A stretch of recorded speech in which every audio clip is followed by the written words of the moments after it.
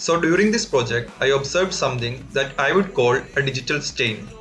And to demonstrate that, let me set the threshold value for saturation and the threshold value for value to some smaller values. So the default value I have given is 40 and the default value I have given for threshold value is 150. So let me set both of those values to 1 and let's see what happens.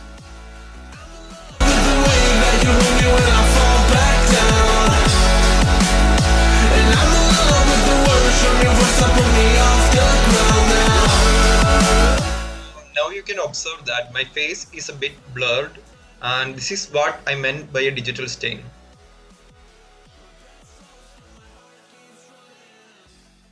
And we can avoid this by setting a higher value for our saturation and a higher threshold for our value.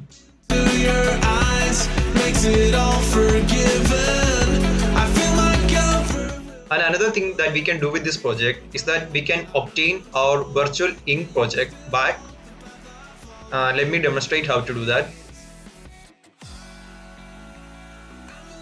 So to get back our virtual ink project, we only need to comment this single line out, because this is the line that makes our virtual ink transparent. So let's see what happens now.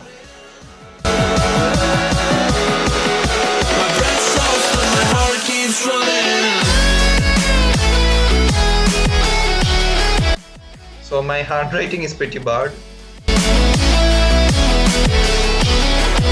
And in fact my handwriting is actually like this, so it's not an issue with the program. So we have got back our virtual ink project from our virtual vanishing ink project. Thank you.